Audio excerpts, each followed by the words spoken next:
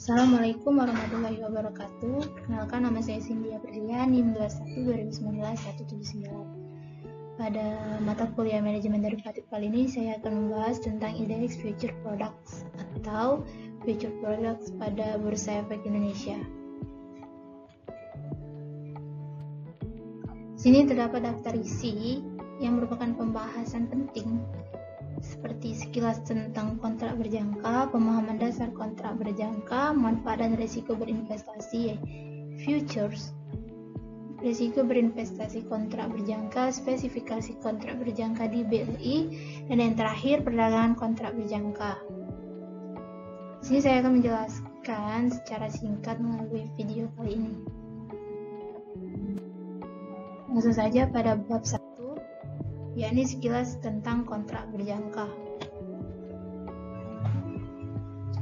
Berdasarkan definisi, kontrak berjangka futures adalah salah satu produk derivatif berbentuk kontrak yang mewajibkan para pihak untuk membeli atau menjual sejumlah underlying aset tertentu pada harga tertentu dan dalam waktu tertentu di masa yang akan datang. Kontrak berjangka adalah instrumen keuangan yang dapat digunakan sebagai sarana lindung nilai, spekulasi, maupun arbitrase.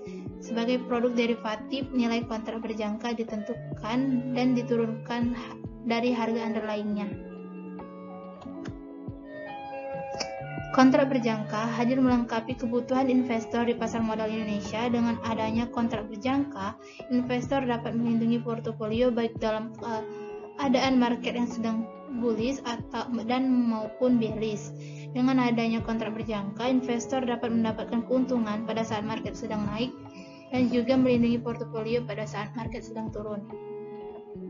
Lanjut ke bab 2, pemahaman dasar kontrak berjangka. Seperti pada section sebelumnya, kontrak berjangka futures adalah suatu kontrak yang mewajibkan para pihak untuk membeli atau menjual sejumlah underlying aset tertentu pada harga tertentu dan dalam waktu tertentu di masa yang akan datang. Dengan adanya kontrak berjangka, investor dapat mengunci harga beli maupun harga jual di awal transaksi sampai dengan waktu yang telah ditentukan.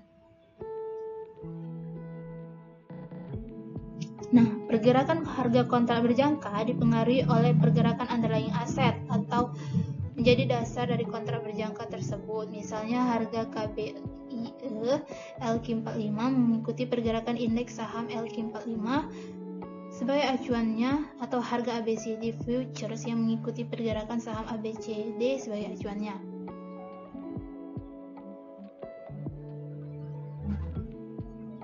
Lanjut,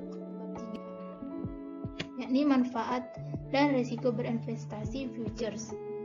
Yang pertama itu membahas lindung nilai hedging. Dikarenakan diperbolehkannya investor untuk melakukan transaksi short atau jual terlebih dahulu pada transaksi future, maka investor dapat memanfaatkan penurunan harga underlying saham atau indeks untuk tetap mendapatkan keuntungan atau melindungi portofolio investor.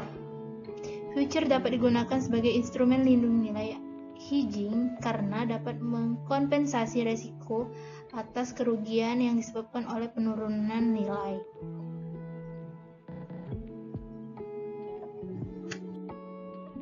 Kedua, ada transaksi aktif jangka pendek, yang mana apabila investor memiliki prediksi bahwa harga nilai underlying akan naik, maka investor tersebut dapat mengambil posisi beli long pada futures. Sedangkan jika investor tersebut memiliki prediksi bahwa harga atau nilai underlying akan turun, maka investor tersebut mengambil posisi jual short pada futures. Ketiga ada leverage, daya ungkit. Leverage ini membuat investor memiliki potensi untuk mendapatkan keuntungan yang lebih tinggi dengan modal yang relatif kecil. Ini pada contohnya transaksi saham. Investor membeli 10 slot atau 1000 lembar saham PT Astra International Tbk pada harga 5.000, maka investor harus mengeluarkan dana sebesar 1000 lembar saham dikali 5.000 dengan total 5 juta. Pada hari akhir, harga saham mengalami kenaikan sebesar Rp100 atau sebesar 2% menjadi 5.100. Keuntungan yang diperoleh investor Rp100 dikali 1000 lembar saham sama dengan 100.000 ROI atau 2%. Lanjut, ada diversifikasi. Nah, dengan semakin banyaknya pilihan investor bagi investor, maka investor dapat memaksimalkan keuntungan dari modal yang dimiliki bagi investor yang sudah memiliki suatu portofolio yang diinginkan melalui diversifikasi, akan tetapi terhalang dengan masalah kecukupan dana.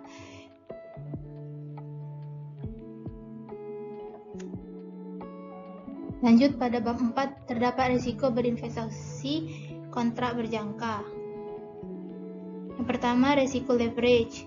Sama halnya dengan manfaat dari leverage, juga dapat menimbulkan kerugian pada investor dalam hal pergerakan harga tidak sesuai dengan ekspektasi investor jika pergerakan underlying bergerak terlalu fluktuatif. Margin yang disebabkan investor dapat terus berkurang dan investor harus menyetorkan margin tambahan. Lalu ada risiko ketidaksempurnaan hedging. Ketidaksempurnaan hedging ini dapat terjadi ketika pergerakan portofolio investor yang sudah dimiliki sebelumnya tidak sepenuhnya sama dengan pergerakan futures yang dipilih secara hedging. Lalu pada bab 5 membahas spesifikasi kontrak berjangka di BLI. Saat ini di Bursa Efek Indonesia memiliki 5 kontrak berjangka, yakni 1 kontrak berjangka indeks LQ45, 2 kontrak berjangka indeks efek IDX 30, yang ketiga kontrak berjangka surat utang negara, yang keempat kontrak berjangka sekumpulan surat utang negara, dan yang kelima kontrak berjangka saham.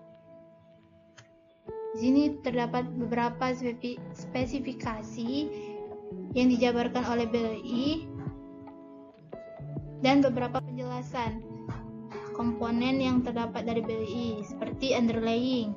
Ada beberapa jenis aset yang dapat dijadikan sebagai underlying seperti saham, indeks, surat utang, dan interest rate. Harga underlying tersebut akan dijadikan acuan dalam perdagangan futures. Lalu ada seri dan kode kontrak berjangka. Seri ini akan digenerate otomatis setiap akhir periode. Seri ini akan berpengaruh pada kontrak berjangka. Pengkodean produk indeks futures tidak hanya menggunakan kode pendek, tapi juga diikuti dengan kode yang lebih panjang yang menjelaskan pengertian kode secara keseluruhan sehingga dapat memudahkan dan dipahami oleh investor. Lalu ada hari jatuh tempo. Nah, hari jatuh tempo ini adalah hari terakhir seri kontrak berjangka tersebut diperdagangkan. Lalu multiplier. Multiplier ini adalah pengali yang akan dijadikan acuan dalam penghitungan keuntungan maupun kerugian atas setiap perubahan ataupun dari kontrak berjangka. Lalu ada initial margin. Initial margin ini adalah sejumlah uang yang wajib disetor oleh anggota clearing kontrak berjangka kepada KPLI untuk menyelesaikan penyelesaian setiap transaksi kontrak berjangka.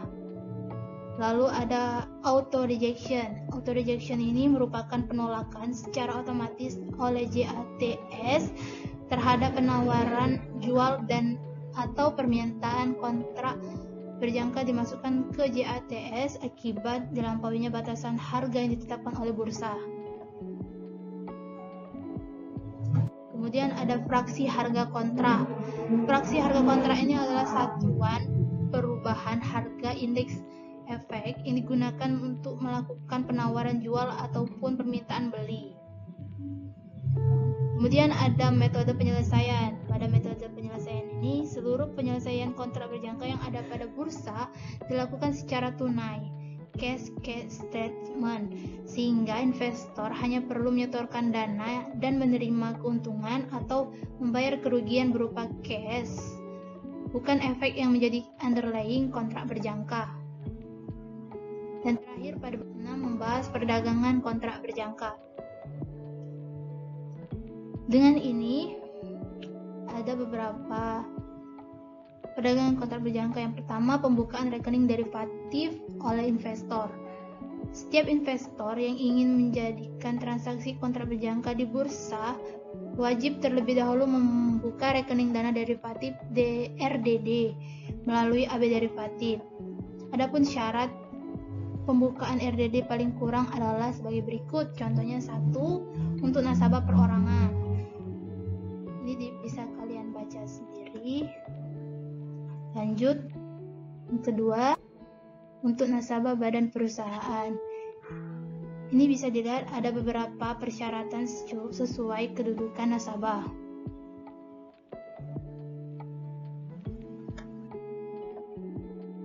Yang terakhir adalah mekanisme perdagangan, di mana 24 mekanisme tersebut dapat teman-teman baca dan lihat pada PPT kali ini.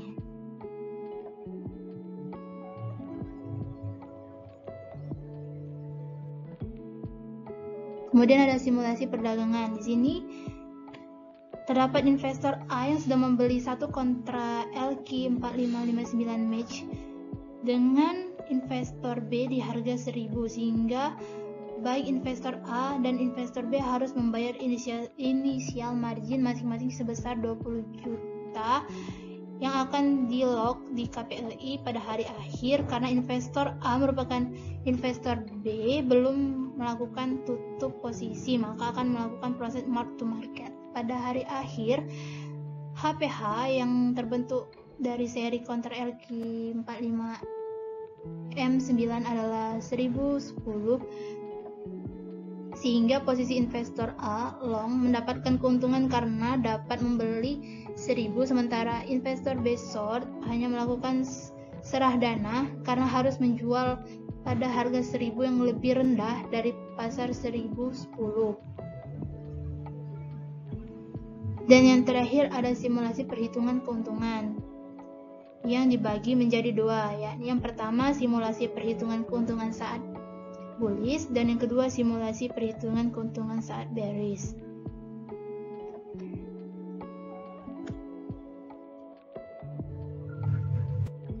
Baiklah, sampai di sini presentasi saya singkat mengenai IDX Future Product. Lebih dan kurangnya saya mohon maaf. Kepada Allah saya mohon ampun.